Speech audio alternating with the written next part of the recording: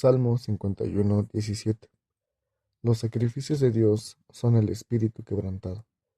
Al corazón contrito y humillado, no despreciarás tú, oh Dios. ¿Qué tanto sabemos del arrepentimiento? ¿Hemos sido responsables en probarnos a nosotros mismos? Hay ejemplos en la palabra de Dios del arrepentimiento, del perdón, de la misericordia y de la redención que otorga Dios a los que se humillan delante de Él.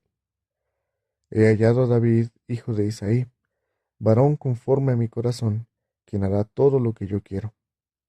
Jehová Dios le dice al profeta Samuel que él no ve lo que mira el hombre, sino que él ve el corazón. Y a esto se refiere ser un varón conforme al corazón de Dios. Dios vio en David el celo que había en su corazón hacia él, el amor a la ley de Dios y, por supuesto, la adoración que David daba a Dios reflejada en los salmos, con alabanza, pasión, lamento y arrepentimiento. La comunión de David con Dios era admirable. Sin embargo, esto no fue garantía de que David fuera a actuar mal delante de los ojos de Jehová. El capítulo 11 del libro primero de Samuel nos relata una historia que pudo haber cambiado todo el contexto de este personaje si no se nos hubiera contado todo lo anterior. Si se nos hubiera omitido que David fue ungido por Dios para ser rey de Israel, que tranquilizaba el espíritu del rey Saúl cuando era atormentado por un espíritu malo, o que mató al gigante Goliat, tendríamos una perspectiva muy diferente y mala de David sobre lo que relata este capítulo sobre este episodio de su vida. El relato de la caída, del arrepentimiento, del perdón y de la restauración de David, dejando a un lado que fue el ungido del Señor y que era rey de Israel, es el ejemplo clave que todos los que buscamos acercarnos a Dios debemos tener presente. Porque sí, ciertamente en la palabra de Dios hay libertad, hay vida, hay paz y podemos encontrar en ella cuál es la voluntad de Dios. Pero algo que omitimos mucho es saber que en la misma palabra de Dios nos dice las consecuencias que hay cuando uno actúa en pecado y el juicio que Dios determina al transgresor. David y Betsabé. Todo comenzó por una mirada, y por la mirada siguió el deseo, y por el deseo vino el pecado. El libro de Mateo habla sobre la lámpara del cuerpo y nos dice, la lámpara del cuerpo es el ojo. Así que, si tu ojo es bueno, todo tu cuerpo estará lleno de luz. Pero si tu ojo es maligno, todo tu cuerpo estará en tinieblas. Así que, si la luz que en ti hay es tinieblas, ¿cuántas no serán las mismas tinieblas? David, en su curiosidad de saber quién era la mujer que vio, envió preguntar quién era, y cuando lo supo, la mujer era más cercana de lo que creía. Era esposa e hija de dos de sus célebres y llamados valientes de David. Los versículos 3, 4 y 5 son clave para saber algo. Versículo 3. David envió. Versículo 4. Y envió David mensajeros. Y versículo 5. Y concibió la mujer y envió a hacerlo saber a David. David buscó siempre encubrir su pecado por medio de sus mismos siervos. Los versículos del 6 al 13 nos relata que David mandó llamar al que era esposo de esta mujer, Urías Eteo. Lo que parecía ser un llamado de dar informes sobre la batalla, realmente también era un plan para encubrir el pecado que había cometido David. Pues en el versículo 8, David le dice a Urías, desciende a tu casa y lava tus pies. Y saliendo Urías de la casa del rey, le fue enviado presente de la mesa real. Todo nos da a entender que David quería que Urías durmiera esa noche en casa junto con su esposa, pero el versículo 9 dice, mas Urías durmió a la puerta de la casa del rey con todos los siervos de su señor y no descendió a su casa. Y continuó el 10 y 11. E hicieron saber esto a David, diciendo, Urías no ha descendido a su casa. Y dijo David a Urías, ¿no has venido de camino? ¿Por qué, pues, no descendiste a tu casa? Y Urías respondió a David, el arca e Israel y Judá están bajo tiendas, y mi señor Joab y los siervos de mi señor en el campo.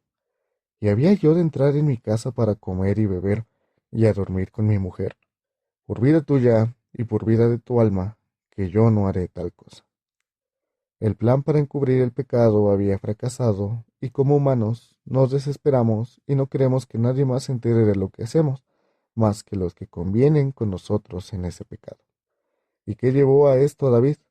A pensar en algo que en pensamiento y palabra del mismo Dios, al final del capítulo, fue desagradable, pues David planea cobardemente el asesinato de Urías. ¿Y qué siguió? David pensó que todo había sido encubierto, oculto para el pueblo, pues nos dice el versículo 26 y 27, aún del capítulo 11, oyendo la mujer de Urías que su marido Urías era muerto, hizo duelo por su marido. Y pasado el luto, envió David y la trajo a su casa, y fue ella su mujer, y le dio a luz un hijo. Pero, como nos dice Lucas, nada hay oculto que no haya de ser manifestado, ni escondido que no haya de ser conocido y de salir a la luz. Jehová Dios, en su gran sabiduría y soberanía, manda al profeta Natán a David con una parábola en la cual sabe que David comprendería ese mal que había hecho, sin aún saber que era él el hombre de la historia hasta que se lo revela el profeta. Así comienza a hablar el profeta Natán. Había dos hombres en una ciudad, el uno rico y el otro pobre. El rico tenía numerosas ovejas y vacas, pero el pobre no tenía más que una sola corderita, que él había comprado y criado, y que había crecido con él y con sus hijos juntamente, comiendo de su bocado y bebiendo de su vaso, y durmiendo en su seno, y la tenían como a una hija. Y vino uno de camino al hombre rico, y éste no quiso tomar de sus ovejas y de sus vacas para guisar para el caminante que había venido a él, sino que tomó la oveja de aquel hombre pobre, y la preparó para aquel que había venido a él. Recordemos que David en su juventud fue un pastor de ovejas. Él conocía el sentimiento que un pastor tiene por su rebaño. Él conocía ese cuidado que un pastor tiene por esa corderita indefensa. Y por eso, en el versículo 5 del capítulo 12, nos narra lo siguiente. Entonces se encendió el furor de David en gran manera contra aquel hombre, y dijo a Natán, vive Jehová, que el que tal hizo es digno de muerte, y debe pagar la cordera con 4 tantos, porque hizo tal cosa y no tuvo misericordia. Entendamos que en este versículo David hace un juramento en el nombre de Jehová, juzgando de manera literal el castigo que merecía aquel hombre de la historia, adelantándose a su propia sentencia. Y cuando la amonestación del profeta, de parte de Jehová, llega para David, David hace algo que no todos hacemos cuando somos exhibidos y confrontados con la verdad. Admitió el pecado que había cometido, diciendo, pequé contra Jehová. Posteriormente se arrepintió y fue inspirado para escribir un salmo que refleja su arrepentimiento y admite que su vida depende de Dios. El Salmo 51. El pecado, amado hermano, tiene consecuencias graves en nuestras vidas. La consecuencia que David tuvo fue que perdió ese hijo que esperaba, y Jehová puso la sentencia, diciendo, por lo cual ahora no se apartará jamás de tu casa la espada, por cuanto me menospreciaste y tomaste a la mujer de Urías Heteo para que fuese tu mujer. Sin embargo, David no se apartó de Jehová. Después de perder a su hijo, el versículo 20 del capítulo 12 dice, entonces David se levantó de la tierra, y se lavó y se ungió, y cambió sus ropas, y entró a la casa de Jehová, y adoró. Adoró al Dios al cual había ofendido, al Dios al que le había dado todo. No se resintió con él, ni mucho menos se alejó, porque David sabía de dónde provenía su fuerza y de quién dependía su vida, pese a haber actuado mal. ¿Hubo redención para David? Claro que la hubo, pues después de esto, Jehová tuvo misericordia de Betsabé y David, versículos 24 y 25. Y consoló David a Betsabé su mujer, y llegándose a ella durmió con ella. Y ella le dio a luz un hijo, y llamó su nombre Salomón, al cual amó Jehová, y envió un mensaje por medio de Natán profeta. Así llamó su nombre Jedidías, a causa de Jehová. De la línea de David y Salomón, generaciones más adelante, es de donde viene nuestro Señor Jesucristo. Amado hermano, no tratemos de ocultar nuestro pecado o hacer convenir nuestras faltas con nuestra familia y amigos.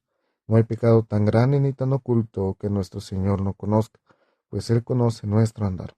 Pero también Él es clemente y misericordioso. Es el Dios de amor que nos espera con brazos abiertos para redimirnos, para que a través de la sangre del Cordero alcancemos misericordia. Que Dios te bendiga.